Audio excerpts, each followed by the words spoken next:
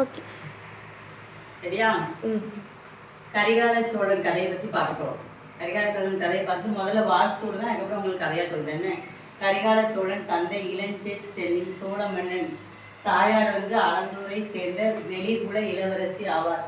கரிகாலனின் இளம் வயதிலே தந்தை இருந்த எதிரிகளால் சிறையில் அடைக்கப்பட்டு அந்த சிறை தீக்கிரைய ஆனபோது ஏற்பட்ட விபத்தில் அவரது கால் கருப்பானதால் கரிகாலன் என்ற பெயர் வந்தது. இவர் இயற்பெயர் திருமாவளவன் மற்றும் பெருமளத்தான் ஆகும். மாமா இருந்த தலையார் உதவியால் திறம்பட சோழ நாட்டை ஆளத் தொடங்கினார். காவிரியின் வெள்ளப்பெருக்கை தடுத்து விவசாயத்தை பெருக்க இவர் கட்டிய கல்லணை இன்னும் தமிழரின் நீர்ப்பாசன தொழில்நுட்பத்தை சான்றாக உள்ளது.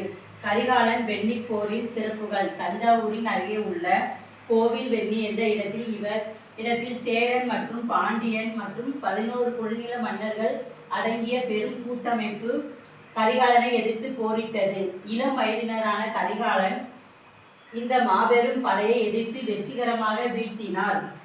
போரில் சேரமான் பெருஞ்சேரநாதன் நெஞ்சில் வீசப்பட்ட அம்பு முதுகை துளைத்து வெளியேறியதால் தன் மானத்துக்காக இழுக்கு என்று போர் மைதானத்தில் உள்ள நோம்பு இருந்து இறந்தார். ஆகையால் கரிகாலன் இந்த வெற்றியை கொண்டாடாமல் அந்த வீரனுக்கு மரியாதை செய்தார். ஓகே, இப்போ கதையை பார்க்கலாமா? கரிகால சோழன் அப்படின்னு எல்லாத்துக்கும் சொல்லும்போது பொன்னியின் செல்வன் படம் தான் எல்லாத்துக்கும் வரும். பொன்னியின் செல்வன் படத்துல ஆதித்த கரிகால சோழன் ஒருத்தர் உண்டுல்ல, அவனா இவன் அப்படின்னு நீங்க எல்லாம் குழப்ப வேண்டாம். ஆதித்த கரிகாலனுக்கும் 1000 வருஷத்துக்கு முன்னகுட்டி தான் இவர் பிறந்திருக்காரு. அவங்களுக்குலாம் முன்னாடி ஒரு சோழ சாம்ராஜ்யம் இருந்துச்சுல, அதுல அதுக்கு முன்னாடி இவர் பிறந்துட்டாரு. அப்போ அவங்களையும் இவங்களையும் நீங்க போட்டு குழப்ப வேண்டாம். அவங்களுக்கு முன்னாடியே இவங்க பிறந்துட்டாங்க. அப்போ நம்ம தஞ்சாவூர் கோயிலை கட்டினது யாரு? ராஜராஜ சோழன் தானே. இப்படி சோழர்கள் பூர்வமே பெருமையா நம்ம கரிகால சோழனை எழுதியிருக்காங்க. எங்களோட முன்னோர்கள் கரிகால சோழன் அப்படின்னு சொல்லிட்டு அவங்க குறிப்புகள் எல்லாம் எழுதி வச்சிருக்காங்க. அப்ப இவங்க ரொம்ப எத்தனாம் நூற்றாண்டுல பிறந்திருக்காங்க? 3ஆம் நூற்றாண்டுல பிறந்திருக்காங்க. இவங்களோட கதை நம்மளுக்கு பாடமா இல்லை.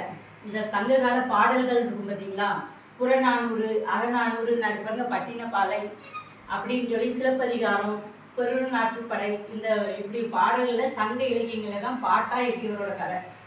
ஏன்னா இவர் ராஜராஜ சோழனுக்கு 2000 ஆண்டுக்கு முன்னுக்கூட்டியே பிறந்தவர். அப்போ இவரோட அப்பா இளஞ்செழியன் அப்படின்னு சொன்னோமா, இவர் எப்படி வீரன் அப்படின்னு சொன்னீங்கன்னா, அந்த காலத்துல மௌரியர்கள் இருக்காங்கல்ல, மௌரியர்கள் சோழ நாட்டு எப்போதுமே வளமா இருக்குமா. அவங்க எப்போதுமே இந்த சோழ நாட்டு எந்திரில இருக்கிறதுனால அதுக்குள்ள போய் சண்டை போட்டுக்கிட்டே இருப்பாங்களாம். அதை நம்ம கைப்பற்றிக்கிடணும் அப்படின்னு சொல்லிட்டு.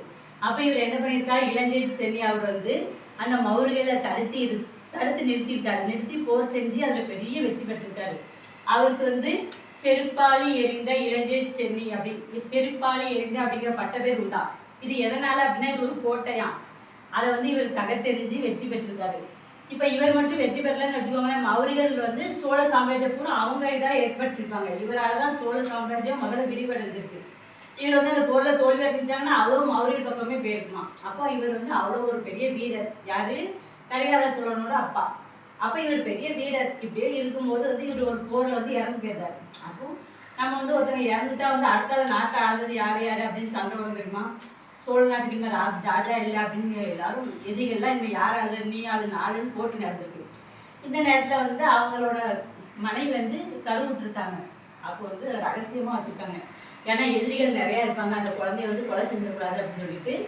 அப்போ கரிகால சோழனோட தாய்மான் இரும்பிய தலையார், அவர் பேர் வச்சுக்கோங்க. அவர் புலவராம், பாண்டிய நாட்டில் உள்ள புலவர். அவர் இவங்க மறைமுகமா அவங்க அம்மாவை பாதுகாத்து மறைச்சு வச்சிருந்தாரு. மறைச்சு இவங்க ஒரு பிரசவம் ஆகுது. பிரசவம் ஆகும்போது என்னன்னா, அவர் ஜாதகம் இதெல்லாம் ரொம்ப நம்பிக்கை உண்டாகிறது. ஒரு 4 விநாயகருக்கு அப்புறம் இவர் பிறந்தா இவரை வெற்றி பெற யாராலும் முடியாது அப்படின்னு அவர் கணிச்சிருப்பாராம். அதனால அந்த ஜாதக மூலியமா அவரை சொல்லி, இவரோட அம்மா இருக்காத கரிகால சோழன் அம்மா, அவங்க கால்களை 2 இப்படி கெட்டி வச்சிருந்துருக்காங்க. நல்ல நேரத்துல அந்த குழந்தை பிறக்கட்டும் அப்படின்னு அவங்களோட வலியும் தாங்கிட்டு அந்த பையன் என்ன பண்றான், நல்ல நேரத்துல பிறந்திருக்கான். நல்ல நேரத்துல பிறந்தா இந்த உலகம் ஆளும் அப்படின்னு சொல்லிட்டு. அப்போ இவங்க மறைமுக வாழ்க்கையை நடத்துறாங்க.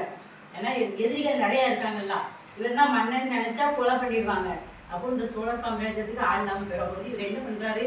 இரும்பிட தலையார் சொல்லி வளர்க்காரு. உங்க அப்பா பெரிய வீரர், இவர் பேரை காப்பாற்றணும், வீரமா இருக்கணும், சண்டை போர் பயிற்சி எல்லாம் சொல்லி கொடுத்து வளர்த்தாரு. அப்போ இந்த எதிரிகளுக்கு தெரிஞ்சுட்டான் எதிரிகளுக்கு தெரிஞ்சு வந்து ஒரு குடிச மாதிரி ஒரு கூடார ஒரு சிறையில வந்து இவர் என்ன பண்ணியிருக்காங்க, கரிகால சோழன் ரொம்ப சின்ன பிள்ளை, அவர் என்ன பண்ணியிருக்காங்க, தீயிட்டு கொளுத்திட்டாங்க. அந்த குடிசையை தீயிட்டு கொளுத்திட்டாங்க. அப்ப என்ன பண்ணியிருக்காங்க, இவர் வந்து தப்பிச்சு வந்துட்டார். அப்பவுமே ஒரு வீரமான ஆள் தப்பிச்சு வரும்போது அந்த கால்கள் ரெண்டும் கருவி, அதனால இவருக்கு வந்து கரிகால சோழன் அப்படின்னு பேரு. இந்த 2 கால்களும் கருவினா அவர் வேகமா தப்பிச்சுனா இவர் வந்து பயங்கரமான வீரராம். அப்ப இவர் தான் அரசருங்கிறது சோழ நாட்டுக்கு தெரியாது. அவங்களுக்கு இன்னும் போட்டி தான் நடக்கு, யாரை சோழ நாட்டுக்கு அரசரா வைக்கலாம்னு போட்டி இருக்கும். அந்த காலத்துல ஒரு முறை இருந்திருக்கான். என்ன முறைன்னா, வாரிசு யாரும் தெரியலன்னா பட்டத்து யானை இருக்கலாம், அந்த பட்டத்து யானைகிட்ட சொல்லி அது போட்டு மாலை யாகத்துல போட்டு அவங்க தான் அரசர் அப்படிங்கிற மாதிரி சொல்லியிருப்பாங்க. அப்போ பட்டத்து யானை போயிட்டு சுத்திக்கிட்டே இருக்கு, யார் கழுத்துலையும் மாலை போடவே இல்லையா, யார் கழுத்துல தான் போடாமன்னு நினைச்சு கரெக்டாக வந்து அந்த பட்டத்து யானை கரிகால சோழன் அப்போ வந்து ரொம்ப இளமையான வயசு, சின்ன பையன் மாதிரி தான் அவர் கழுத்துல மாலையை கரெக்டாக கொண்டு போட்டு. அப்போ என்ன பண்ணாரு, அவர் அதே மாதிரி அவங்க அப்பா இருந்த நாட்டை வந்து இவர் அளவுக்கு அதே அரியானத்துல உட்கார்ந்தாரு. அப்போ வந்து எல்லாத்துக்கும் வந்து இது நேரத்து வந்ததை இவன் வந்து எல்லாம் அளவா இவருக்கே நம்ம கப்பம் கட்டணும் அப்படின்னு சொல்லி அவங்களுக்குள்ளே சண்டையா வருது. அப்போ இவங்க என்ன பண்றாங்க, வந்து குறுநில மன்னர்கள் 11 பேர் இருக்காங்க. அவங்க வந்து பாண்டியன் மன்னர்ட்டையும் சேரன் மன்னர்ட்டையும் உதவி கேட்காங்க. நீங்க வந்து இவன் ஒரு சின்ன பையனா தான் இருக்காங்கன்னு அடிச்சு போட்டா சோழ நாட்டை உங்களுக்கு நாங்கள் தந்துருந்தோம், நீங்க வந்து அவங்கள்ட்ட போருக்கு வாங்க அப்படின்னு. சரி அப்படின்னு சொல்லிட்டு சேரனும் பாண்டியன் மன்னர் 11 குறுநில மன்னர்கள் வெண்ணி அப்படிங்கிற இடத்துல வந்து இந்த போர் நடக்குது. அப்போ வந்து இவரெல்லாம் நம்ம ஈஸியாக ஜெயிச்சிடலாம் அப்படின்னு அவங்க நினச்சிருக்காங்க. அப்போ இவர் ஒரு பெரிய யானையில் இப்படி பெரிய வேல் கொண்டுட்டு இப்படி வாராராம். இந்த முதல் போர் இவர் வந்து முன்னக்கூட்டி போரே சந்திச்சதில்லை, இவங்கெல்லாம் அனுபவம் வாய்ந்த வீரர்கள். அப்போ நாட்டு மக்கள்லாம் என்ன பண்ணாங்க, அவங்க ஒரு அருவா கை கம்பி எல்லாம் எப்படி வராங்க, இவர் அவ்வளோ ஒரு வீரமாக இருக்கலாம், வேலை வச்சுட்டு யானை மேலே இப்படி வந்தது கம்பீரத்தை பார்த்து மக்கள் பூரா வராங்களாம், கூட்டமா நாங்களும் வரோம் போருக்கு, நாட்டை நம்மளும் காப்பாற்றோம் அப்படின்னு சொல்லி ஃபைட்டு பயங்கரமாக நடக்குது. முதல்ல இவர் என்ன பண்ணுறாரு, 11 குறுநில மன்னர்கள் எதிர்த்தாங்கலாம், அவங்க மேலே வேலை விடுறாங்க, அவங்களும் ஓடி தப்பிச்சு 9 பேர் ஓடிட்டாங்களாம், அப்படியே எஸ்கேப்பாகவே ஓடிட்டாங்க. அதுக்கப்புறம் பாண்டிய மன்னரை வீழ்த்தி அவர் இறந்துட்டாரு. அப்புறம் சேர மன்னர் மேலே என்ன பண்ணுறாங்க, அம்பை இப்படி எரியும் போது கரெக்டாக அந்த அம்பு போய் கரெக்டாக தொலைச்சிட்டு முதுகுல வந்துச்சு. அப்போ இந்த சேர மன்னன் வந்து பெருஞ்சேரநாதர் வந்து எப்படின்னா பெரிய வீரனா, இவங்க அப்பா காலத்துலேயே அப்பா கூடலாம் ஃபைட் பண்ணியிருக்காரு. அப்போ அவர் என்ன பண்ணியிருக்காரு, முதுகுல வந்ததுனால அப்போ அந்த காலத்தில் வந்து மன்னர்கள்லாம் மானத்தோடு இருந்திருக்காங்க. இப்போ எல்லாரும் என்ன பண்ணுறாங்க, பானத்தோடு இருக்காங்க, மதுபானத்தோடு இருக்காங்க. அப்போ அந்த காலத்தில் வாழ்ந்த மக்கள்லாம் மானத்தோடு வாழ்ந்துருக்காங்க. அப்போ முதுகுல வந்தால் பட்டுதுன்னா நம்மளுக்கு அவமானம், நம்ம நாட்டுக்கு நம்ம போகக்கூடாது. அப்போ வந்து என்ன பண்ணியிருக்காங்க, முதுகுல பட்டுச்சுன்னு வச்சுக்கோங்களேன், அவங்க வந்து அப்படியே சாப்பிடாம உண்ணாநோம்பு இருப்பாங்க.